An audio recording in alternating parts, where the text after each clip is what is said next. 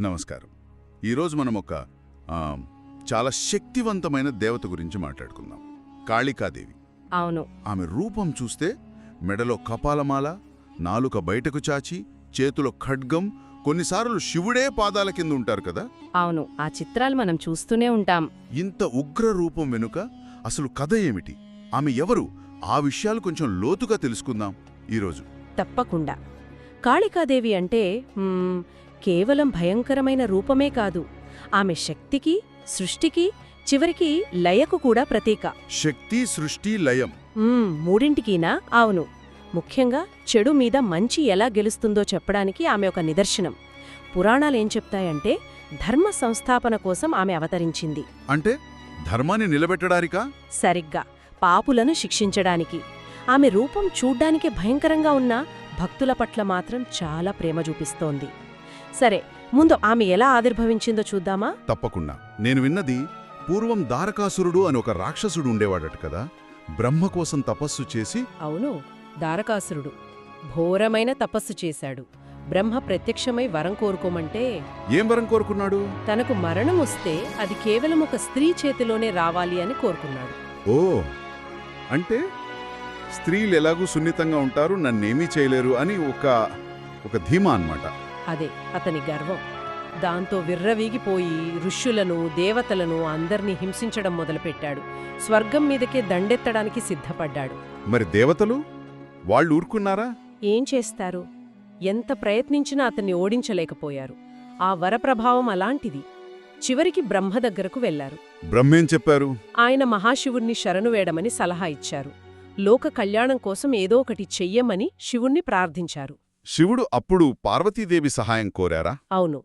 తన భార్య అయిన పార్వతీదేవి శక్తి గురించి శివుడికి తెలుసు కదా, ఆమెను వేడుకున్నాడు. అప్పుడు పార్వతీదేవి తన శరీరంలోని ఒక దివ్యమైన అంశాన్ని శివునిలో ప్రవేశపెట్టింది. తన అంశాన్ని శివుడిలోక ఎలా? మూడవ నేత్రాన్ని తెరిచారు. మూడో కన్ను తెరిచారా? అప్పుడు ఆయన కంఠంలో ఉన్న హాలాహలం అంటే ఆ విషం నుండి ఒక మహాశక్తి ఉద్భవించింది. నల్లని రూపంతో, నాలుక బయటకు చాచి భయంకరంగా కనిపించే శక్తి. ఆ శక్తే కాళికాదేవి అన్నమాట. అవును, ఆమె కాళిక. ఆమె రూపాన్ని చూసి ఆహా, రాక్షసులు పారిపోయారు, దేవతలు కూడా భయపడిపోయారు మొదట. అలా పుట్టిన కాళి మహిషాసురుడు, శుంభుడు, నిశుంభుడు ఇలా చాలా మందిని చంపిందంటారు. నిజమే, ఎందరో రాక్షసులను సంహరించింది. కాని వీళ్ళందరికన్నా భయంకరమైనవాడు, ఓడించడానికి కష్టమైనవాడు ఒక్కడున్నాడు. రక్తబీజుడు. రక్తబీజుడు, అతని కథ విన్నాను. అతని శరీరం నుండి రక్తం కింద పడితే ప్రతి చుక్క నుండి మళ్ళీ ఇంకో రక్తబీజుడు పుడతాడట కదా. సరిగ్గా అదే శివుడి వరమది. అంటే అతన్ని గాయపరిస్తే లాభం లేదు, శత్రువులు ఇంకా పెరిగిపోతారు. అతనికిక చావు లేదనే అహంకారం పెరిగిపోయింది. అమ్మో, మరి ఎలా? అతన్ని ఎవరు ఆపారు?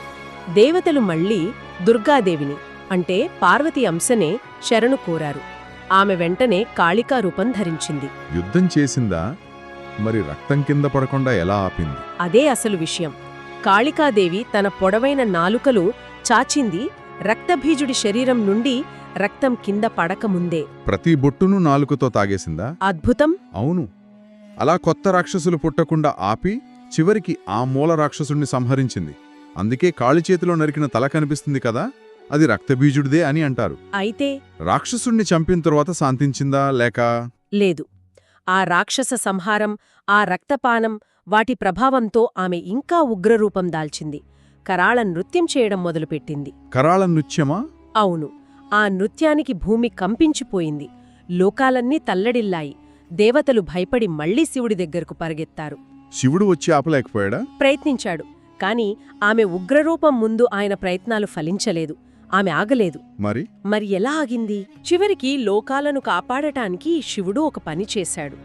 ఆమె నృత్యం చేస్తున్న దారిలో ఆమె పాదాల కింద నేలమీద పడుకున్నాడు. శివుడు ఆమె కాళ్ల కింద పడుకున్నాడా? అవును, నిశ్చలంగా. నృత్యం చేస్తున్న కాళ్ళకి తన పాదం కింద ఏదో మెత్తగా తగిలినట్టు అనిపించింది. కిందకి చూస్తే తన భర్త మహాశివుడు. అంతే, ఒక్కసారిగా ఆశ్చర్యపోయింది.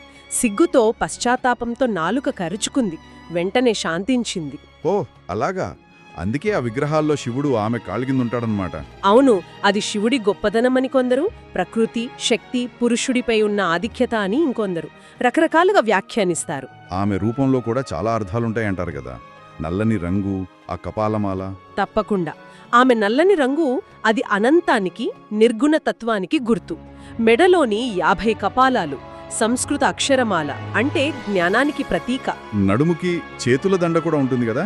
అవును, అది కర్మబంధనాల నుండి విముక్తిని సూచిస్తుంది అంటారు. బయటకు చాచిన నాలుక, అది అహంకారాన్ని అణచివెయ్యడం. ఆ 3 కళ్ళు, భూత, భవిష్యత్, వర్తమాన కాలాలకు సంకేతం. అంటే ప్రతిదానికి ఒక లోతైన అర్థముందన్నమాట. నిజమే. ఆమె దుర్గాదేవి దశమహావిద్యలు అని 10 రూపాలున్నాయి కదా, వాటిలో కాళీ ఒక ముఖ్యమైన రూపం. ఎక్కువగా బెంగాల్, అస్సాం లాంటి ప్రాంతాల్లో పూజిస్తారు కదా. కోల్కతాలోని దక్షిణేశ్వర్ కాళీ ఆలయం చాలా ప్రసిద్ధి చెందింది. అవును, ఉజ్జయిని మహాకాళి, కాళీఘాట్ ఇవన్నీ శక్తిపీఠాలుగా ప్రసిద్ధి.